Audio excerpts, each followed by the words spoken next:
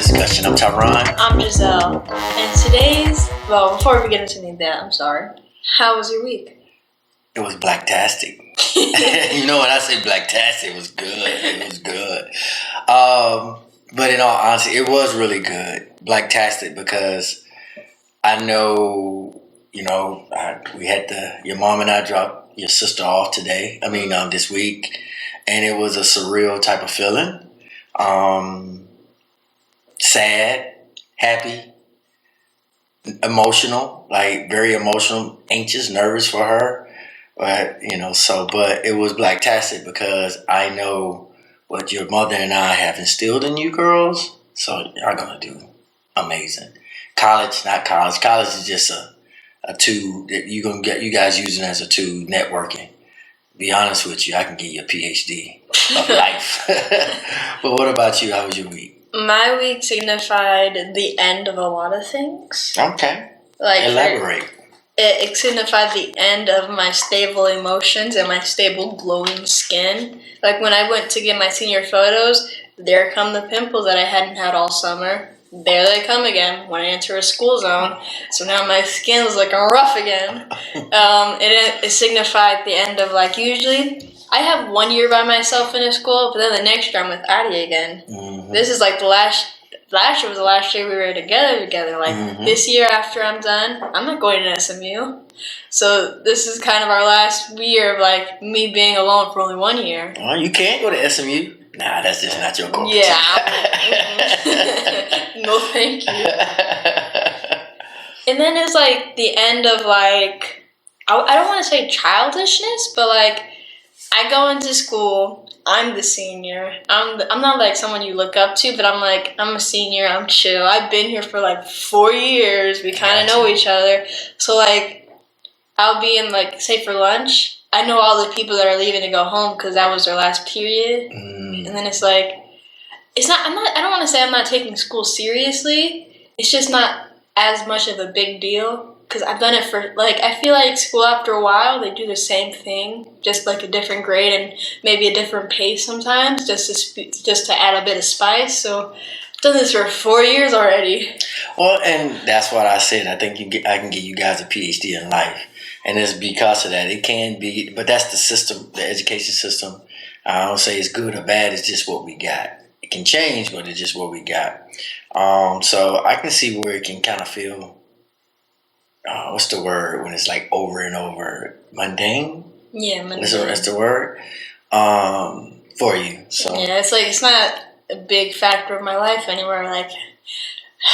My days of putting in student as my career is gonna end soon. Well, let me make sure the audience understand. It's not that education or being educated or to learn is out of the question for her. It's just school in terms of the system and the things that they do. Learning and being educated is consistent for not only her but for me. Mm-hmm. So school doesn't equate learning all the time. Yeah, I don't need to be in school to learn a lesson. yeah, exactly. So I just wanted to just put that out there. So our last podcast, I forgot what we talked about, but I know at the end we started talking about masculinity and femininity, mm-hmm. that type of energy. And I thought it would be interesting to talk about it because unfortunately I see a lot of the men and the women, in terms of combat, it's like a man versus woman or black, it's always these entities that are placed before us. And now we're going to talk about this entity called feminine and masculine. I don't think they're averses. I think they are very in sync with each other in my mind. And then I'll kind of elaborate, but I want to give you the floor. Well, to add on what you said of they should be in sync, mm-hmm. I think that's a true statement. It's winter. The animals, they can't go out, they're hibernating. Mm-hmm. But their bodies know that they're hibernating when it's winter, mm-hmm. and it's a cool down period for the earth, a bit of grace for everybody. Mm-hmm. So I think that's how you're in sync. There might be a scarcity of food and warmth, but still in sync, like kind of. No, I agree. So when I speak in sync and in balance, right? So first of all, there are certain feminine or masculine qualities that our social norms has constructed. We can't get away from it. Yeah. Like if I say, like I'm gonna name a field. If I say nurse, what gender you think of? Female. Right. When I say construction worker, what? Male. Male, right? So, but that's not always the case. That's a Western perspective, right? But you have to be mindful of your social economics that you're in because it shifts our mind. When I say social economics, that's the wrong word. Our social norms that we're in. So I say all that to say, when I say opposite, but they are same, when I look at masculine, I look at it as a sun. It's projecting. It's pushing out. It's moving forward. It's doing, right? It's a doer. When I look at feminine or that feminine energy, I look at it as receiving. It's the moon. The moon only lights up because the sun, it gets its light from the sun and it projects out, right? A lot of people don't realize that, know that, but you can study it. Science, it's there. So it receives. It's a receiver. Right? Now, I believe that, so when I say balance, and I actually got my little notes here. When I say balance, like from, I think when I go to masculine energy, I'm looking at projecting, active, giving, expansive, outward. Like all those adjectives or verbs, right? And then feminine, I'm looking at receptive, passive, contractive, intuitive, and inward. Does that make sense? Mm-hmm. Yeah. What's your thoughts? Well, I have one question. Do you think some of that definition stems from like the social norms that you grew up around? It could be. Some of them do, but also it's also my worldview. So I've served 26 years and 26 plus years in the military. I've lived with what quote unquote people call indigenous cultures. I was in Africa for a year, staying with, so it is also shaped by that, right? So it's a combination. And I think the biggest thing is you have to, and also it's shaped by, like I look at you girls, I got 3 daughters. And from birth, there are certain things that you guys, you wasn't conscious of what you were doing. You just did it. Right, so it's also stemmed from that. Okay. Something I found interesting. I don't know what podcast it was, but we were talking about how in the American language there's too many nouns, and like that doesn't allow people to like fully express themselves. Mm-hmm. I found it interesting how for your definitions you use adjectives and verbs, and I searched up because I still don't have my own definition of femininity and masculinity, okay. So I searched it up, and I found it interesting. They were both put under nouns, and femininity is attributes regarded as characteristics of women or girls, and I just think it doesn't really tell me what it is. Exactly. And then masculinity, characters regarded as of men or boys. Yeah. And see, that's the thing. Like, how do you describe that? It's very subjective. Yeah, it's very subjective, and that's the thing. Our language is a language that is limited, right? So you're right. I was purposely done when I did that, and I did that. Why did I do that? It's because for me, I believe. I don't know. Well, I know for me, but I believe others should also have this. We should have a combination of them both, right? And I can tell within me when it was, when it was wounded.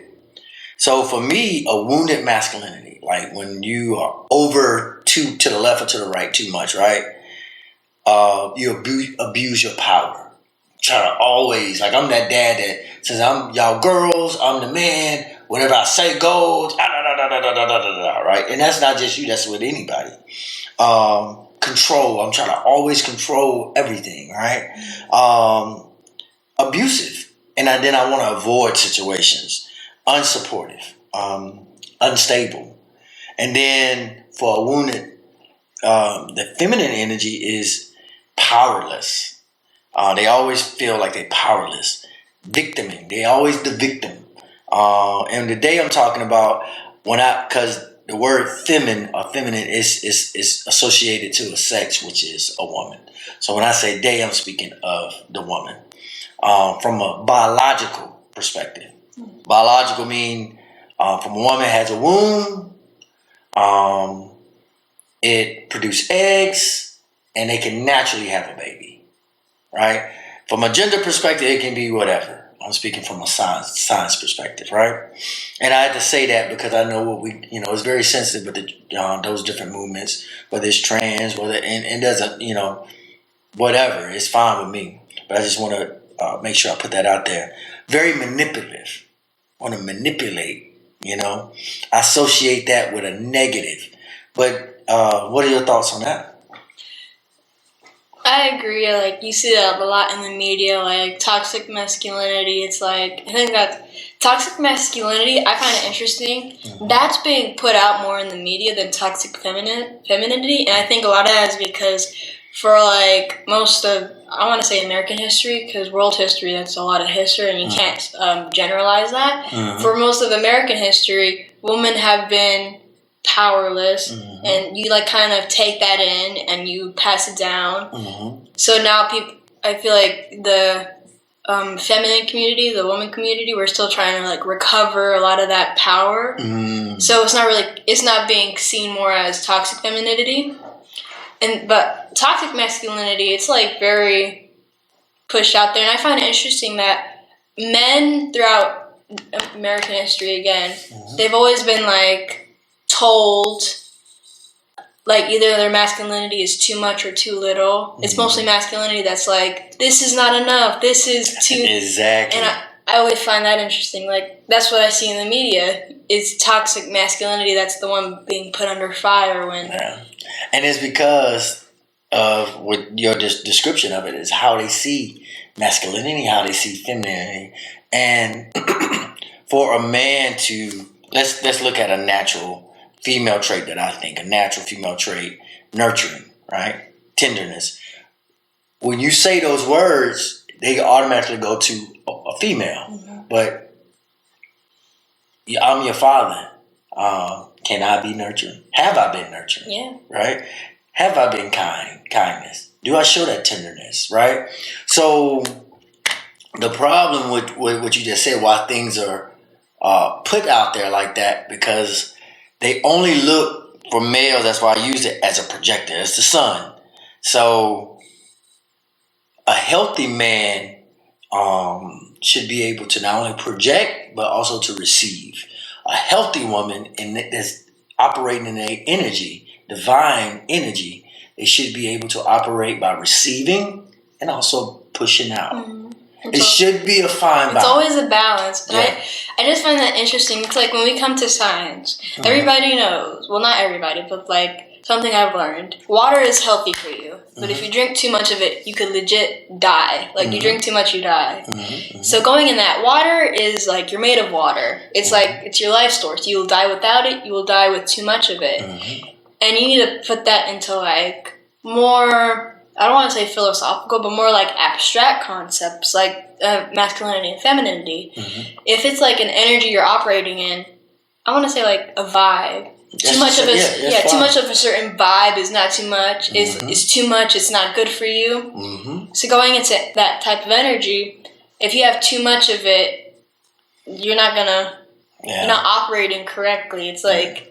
You can't. How long is your machine work gonna operate before it stops? And then too little, you have no gas in the trunk. Yeah. I feel like I'm rambling, but no, I just don't know how to. No, you're not. You just to pick up what you're talking about, it's all about that balance. That's what you initially start talking about. And when you have too much of something, let's take for example, I introduced my daughter to this. Then I'm introducing my daughters to the 90s, black sitcoms, and this was Living Single, right?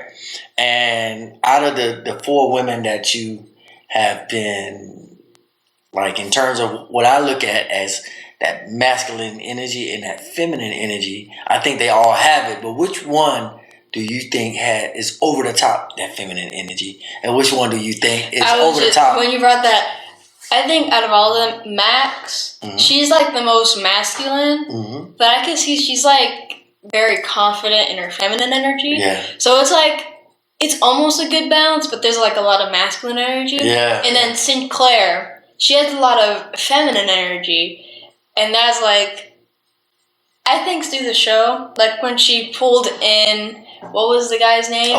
Obi for a kiss. I think that was her masculine energy coming out finally. Yeah.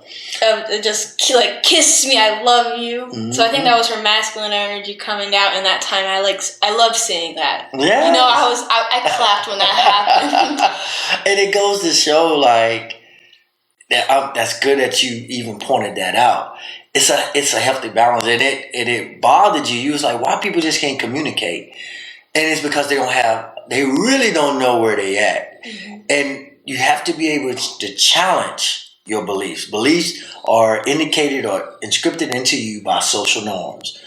Whether it's me introducing certain things in your environment, whether it's school, but you have to be willing to challenge it so you can, like, why do I don't want to communicate? Well, the world said that the man has to come talk to a girl first. So, and what did I tell you guys? I was like, look, if you see a young man when you're in college, grab him. Don't let him go. Yeah, grab him. Yeah, the worst you can say is no. And the thing is, rejection is hard on both sides, right? And I get it.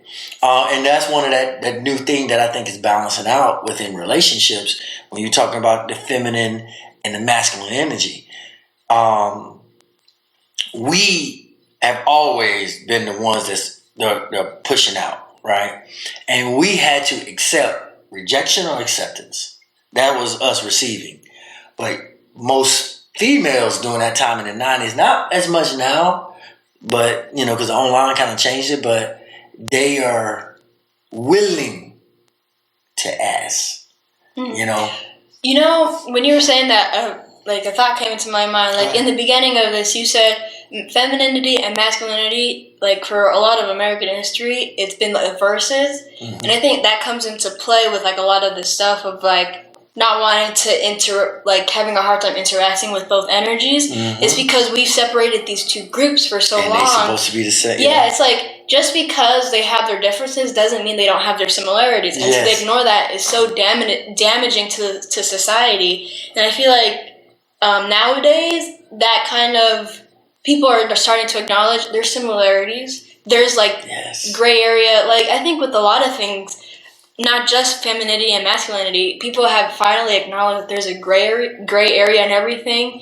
and that's just done wonders for society and mental health and all that, because people are like, I don't just have to be masculine or just have to be feminine. I could be like a mixture of the two. It's fine. Both. You can be both.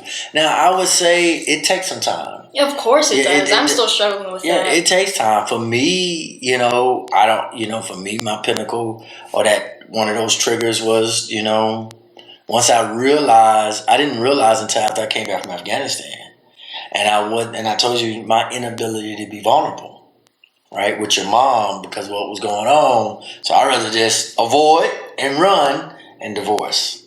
That was unhealthy, right? So I didn't recognize that until I was really honest with myself and started trying to figure out my why. Why did I do this? And I came up to a conclusion and then I had to figure out, okay, this is why I'm like that. But you're right. You have to find that balance. And it's a continuous thing, It can be, once you get married, you have kids, you have boys.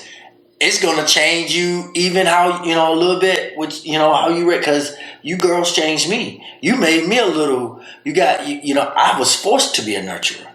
I was forced to be attentive. I was forced to do all that. Yeah, you're going to love me. You're going to love me. But yeah, so I really like this conversation.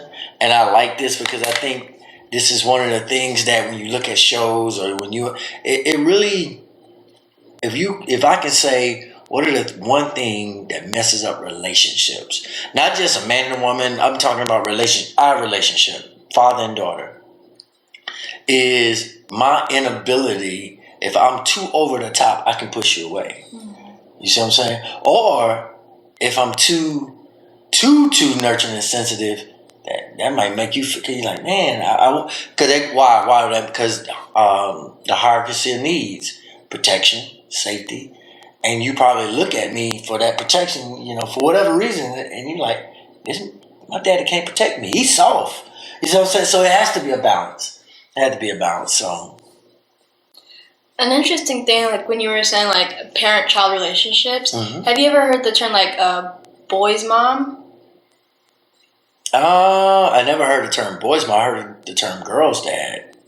Well, I think it's like girl's dad, but like boy's mom. But I know what it mom, means. boys. I know what it means, but I've never heard the term. It's like, from my understanding of it, and my own understanding, because I haven't really researched, but just from what I got, a boy's mom, I don't even know if that's the right word. No, it's fine. A mom it's that like has nothing but boys, like my mom. Or not, it doesn't have to be just boys. Like, I've heard some people, it's like, they have both boys and girls, but then they put more attention on the boy due to, like, social norms. Like, I know in a lot of countries, girls are just not wanted as much. His boy, yeah. And boys are the ones that are like, I want a boy. Yeah. So, really... So what was you... so are you saying that a mother that does that is being too operating too much in a masculine energy? Or too much... It's a difficult... So I think it's more... Because my grandmother was like that. My grandmother and boys were the pinnacle. I think it just goes into like toxic femininity of I'm powerless, but you're my boy. You're gonna have that. I want you to have everything. Got you. And you see your girl, and you're like me. You're stuck. Just stay stuck and just stay in that mentality. Okay, now I see what you're saying. Yeah. So it's passed down how you parent. They parenting into their daughters powerless. To be powerless and their boys to be too powerful. Of like, I'm gonna get that attention no matter what I do. Got you. That, you know what? That makes a lot of sense in that. You know, but it goes to show. That's what I said. Those are social norms.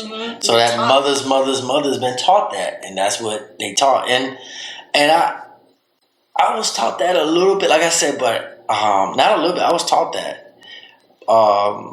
Boys supposed to be do this and da da da da da da. So it took a while for me. It's still something that I'm, sifting in better and better with.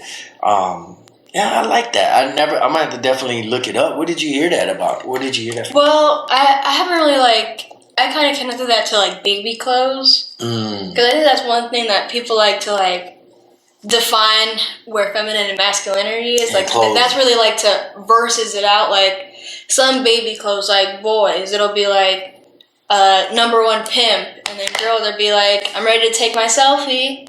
So it's kind of like where your priority is depending on your given energy. Just to say that it starts when you're a baby, and then as you grow up, you're just around these things like even toys. And I think a lot of it goes, just thinking about it, economics plays a big factor. Because those are two separate markets you could bank on. So you design your economics. That's right, economics. Yeah, economics to separate these two so you can make more money. Maybe you are realizing that you're damaging this society. Yeah, and I'm conspiracy theories or whatever people want to call me, but I feel that it's by design. What you're saying, that is, and it's by design, because I always say to know your history is to wipe away the mystery. I want to say what I want to say, but in history have shown me that patriarchy type thing is like the man is gonna dominate, we're gonna conquer, we're gonna do this, and women, y'all come clean up. The funny thing is, in a lot of cultures, whether it's in Africa, I say Africa is a huge continent. Certain tribes in Africa, certain tribes in South America, really Native American here. The women, they are the pillars of the communities, right? And when you look at it, you're like, why? And when you got to look at it from the hunter-gathering time, the any wisdom or anything passed down from the child is gonna come from the woman, the mother. Mm-hmm. Yes. So it's very, very, very critical. I think it goes like back to like your definition of femininity. Well, not definition, but like describing it, the receiver. Mm-hmm. When you're like the top, well, not the top, but like kind of the pillar, you're receiving all these energies and you're able to receive it, I wouldn't say happily, but you're able to contain that and pass it on instead of just projecting. Exactly. Whether that be your own beliefs or not. You have to be able to receive and project. And I think in a healthy community, femininity might, I wouldn't say higher, but there's a mix of both. It's a mix of both. But what I meant is to have a healthy balance, you have to recognize that the feminine energy is equality, it's equal. There's no one higher. You see what I'm saying? Yeah. You know, me saying that in certain tribes that they looked at a woman as a pillar doesn't mean like the bedrock. Pillar is a pillar is something that's stable. It's one of the pillars. You see what I'm saying? But when I say those things to people, it messes them up because in their mind they've been taught that this is what it's supposed to be. It's hard to just break down like what you've been taught because that's what you've been taught, and there's not like a lot of people just out and about that you could talk to and they'll understand fully. Yeah, that's why you have to be able to. You probably don't remember it. When your belief system doesn't match your reality, you have to be man and woman enough to challenge your belief system. And beliefs are something that you want to be true, but it's not because it's not matching, right? So, and that's where we are still as a community struggling with. When it comes to America is interesting, at least America now. Like other countries, they've had time to develop. Like they've risen and they've fallen 1,000 times over. America, we're still on our first empire. Yeah, and it's our second if you count all the natives and the. No, I don't think they consider themselves an empire. It was one with the land, one with the country, one with the empires. To me, is a dominance. Yeah. Then this is our first empire, and we still haven't fallen yet. So we're still growing, and we need to the fall got to happen. Yeah, that's why Go ahead, say it. When people say America is the greatest, it's the world power, and when they see our society failing in some way, they're shocked. I'm like, it's time. It's time. Time passes by. When you see a tree, it's gonna die someday, no matter how long it lives. Just because America's 3,000 years old, it's young, but it's gonna die someday. It's funny you say that, right? I'm gonna send this article to you, and this is the name of the article. You can't project power when the world knows you are weak. All right. So, and in this article, it's talking about the times are coming for us, this empire, to collapse. Now, the problem with that. Most empires that collapsed, they're still there. Britain was a huge empire, but it's still there. Right? I mean, the Romans turned into the Brits, right? When I say collapse, I don't mean a total annihilation, apocalyptic type thing. No, it's ideology, thought, right now, we are so hungry for more. That has to go. That's going to catch up to us. Yeah, it already has. It's killing the inside of this country. When you got all these elites or because elite is that 1%, but it's also what I see is people with a certain mindset that doesn't want to break it. Like when I tell you guys, black, white, all those races are made up concept. I say yes, we have different cultures, different ethnicities, right? That's why when I tell you guys, I said I don't date. People say I don't date outside my race. I said no, I know what I like. I said I probably couldn't date people that I couldn't relate to culturally because it can be a too much of a clash for me. But that doesn't mean culturally differences. I can have culturally difference with a black woman. that I might can't date because we got cultural conflict, right? And I say all that to say, man, I've lost my point. What I was about to say.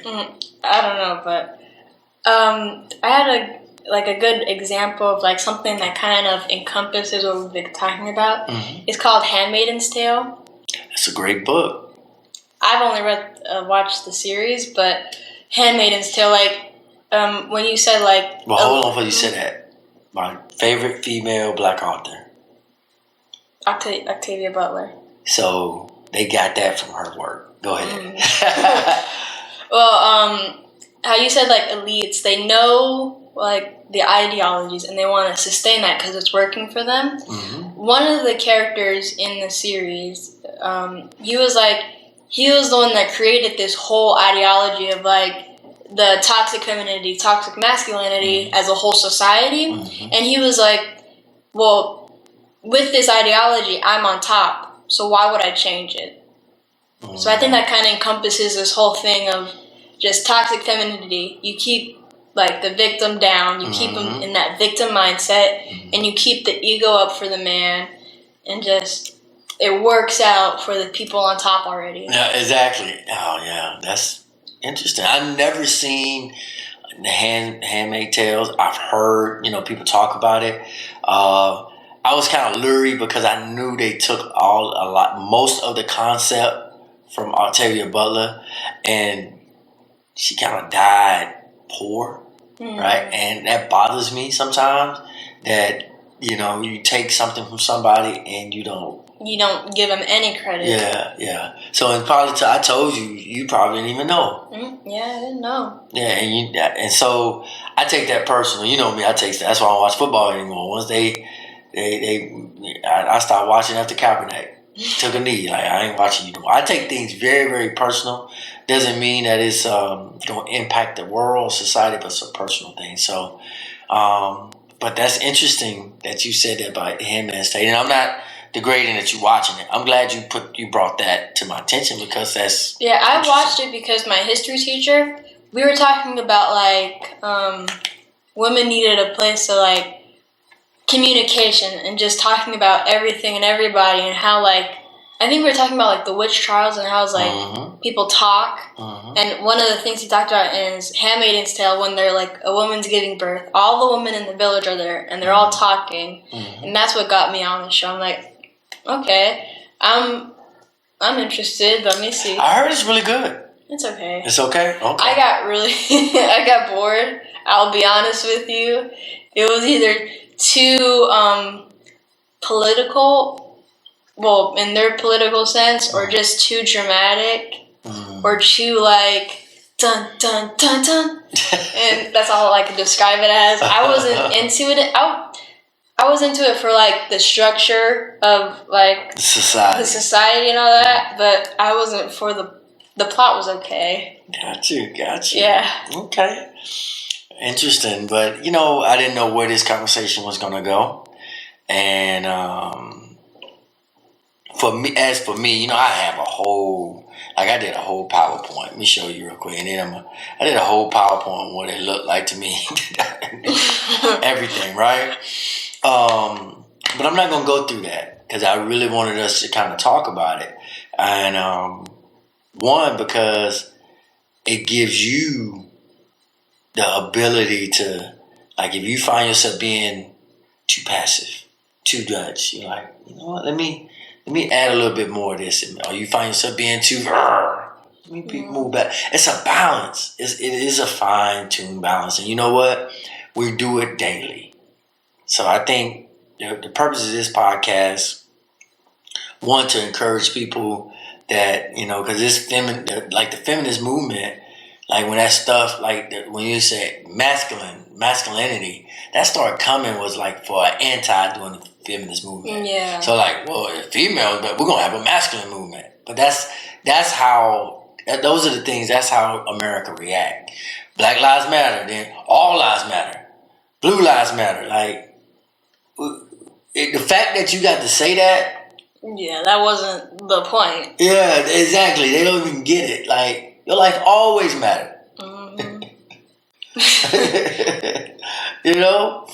It's like a little guppy fish, telling the fish telling the shark, "My life matter." It's telling, "Quit killing me."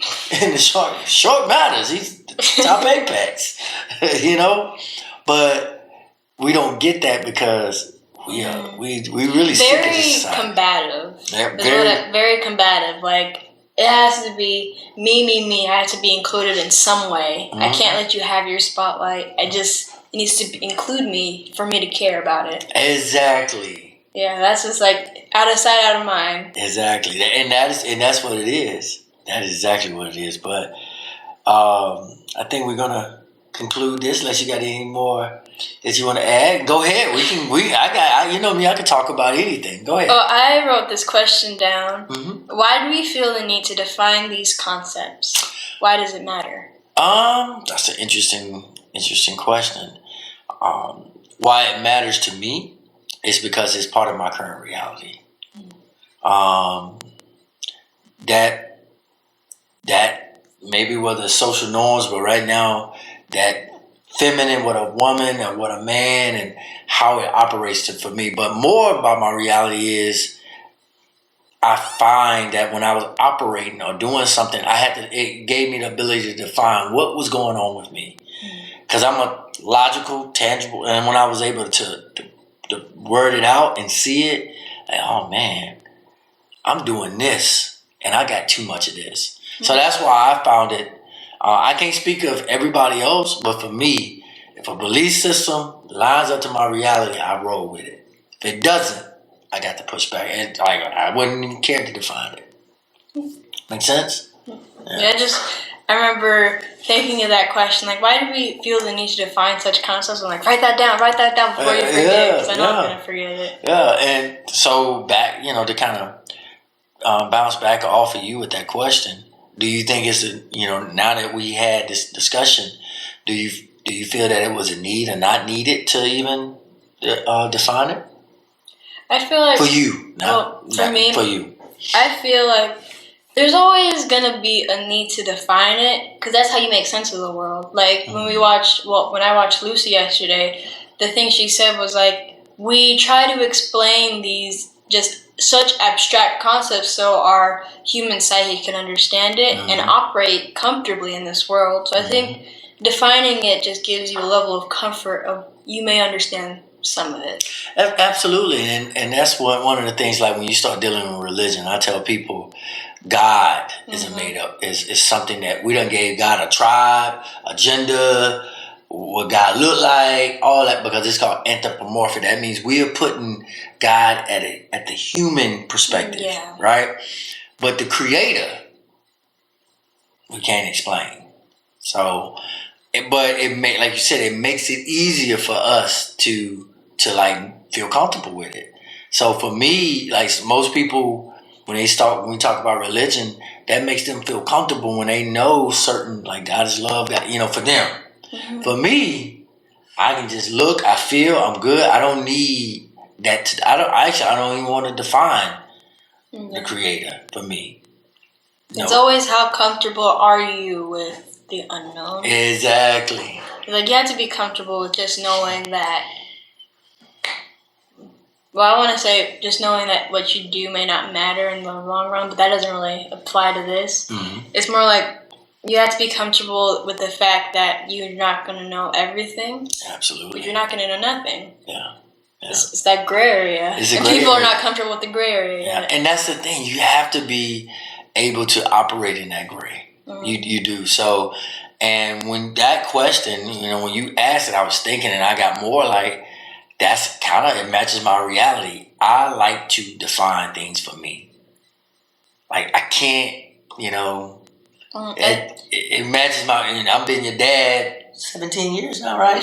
But the last probably 6 years, I think you really getting to understand me, and that's how I always been, right? When you cut your hair, I want to know why. Define it. I just and you gave it to me. Like okay, it wasn't like I was trying to sway you or sway a person to give me what I want. I want to know why so I can. I want to receive. That's that. I want to receive it. Like okay, I get it. I think the only problem with like defining is when you try to define it for a whole group. Oh yeah. Like don't try to define a definition for another person, because it's like going down to everybody learns a different way. Mm-hmm. So don't try to teach me the way you learn. Yeah. Because I'm never gonna learn that. Yeah. That's that's so online to what we are talking about, is because when you asked the question, the first thing I said was, this is how I defined it, right? And it matches my reality, because that's how I am. Like, don't tell me what love is. Don't tell me what hate is. Don't tell me, there are some universal truths out there. I'm not blind to that. Like, if I throw a ball up, it's come down, right? As we see the world right now. Might be a time that it might not be gravity. Throw it up and stay up, right? But that's not the world we stay in. So there are universal truths out there. But there's a lot of gray areas that people want to define for you. That's one of the biggest things that I have against religions. Like, I ain't gonna say yeah, I do. Is they want to define something for me. I gotta tell you all the time, man, every sacred book has some great wisdom out of it. But the moment you try to define it and tell me it's true, we probably gonna have problems. But if you just give me the wisdom and talk about it, like, man, that's good, I can use that. Like, So you right on point when you made the statement. You don't want nobody to define it to you, and I don't know where you got that from. I know I'm like that. A bit of everything. A bit about my life. What can I say? I'm very receptive. Yeah. But man, you write any other questions? No, I was gonna, but I didn't write it down. Oh, why not? I forgot. I think I was driving. I was like, okay, don't forget this. But then I was driving. You should have pulled over and put that thought. you should have put that thought like, down. Bella, type this down. Don't forget. Exactly. Because this podcast, I'm glad we kicking it back off and we getting started hot and heavy, because I seen a drastic change, a demonstrous change within me and within you during this time. So it actually, like, even talking about this, it just calms me down. It makes me think. Like, even how I see Living Color, I was like, man, not Living Color, but Living Single. I still love it, because we're going to have a shower, we're going to watch it again. It's like, you could still love the same thing, but don't try to see it in the same lens you did when you were a kid. Mm-hmm. You have to appreciate it for what it is. Yeah. Whether that's bad or good. Well, I think it's never truly bad. Yeah. It's just operating in a way that might not be beneficial to you at the moment, but like, just appreciate, like, when I see a commercial, like, there's this one commercial, it's a Hinge commercial. Mm-hmm. It's their slogan, the app meant to be deleted. Yeah, sure, you might not care about me, but you show that you care. It's a marketing strategy. I appreciate that. Hinge. Oh, it's about a dating app. Mm-hmm. Okay. I love that commercial simply because their marketing strategy. It seems they give the impression that they're there for the customer and not for themselves. And I love a good marketing strategy. Yeah, that's nice. Like, you have to appreciate the genius that came from that. It is funny you say that. When I tell, when I counsel or when I life coach people, I say I life coach from a perspective that I don't want you to see me again. Mm-hmm. I want to be able to give you enough tools that you can start making your own tools. I don't ever want to be your crutch. I want to be a tool for you to use and then put down. That's it. Yeah. That's it.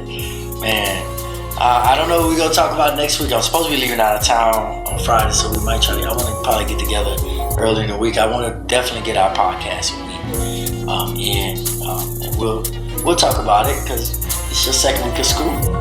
Yeah. So, but until the next time. This is the Triple D's or Daddy Daughter Discussion.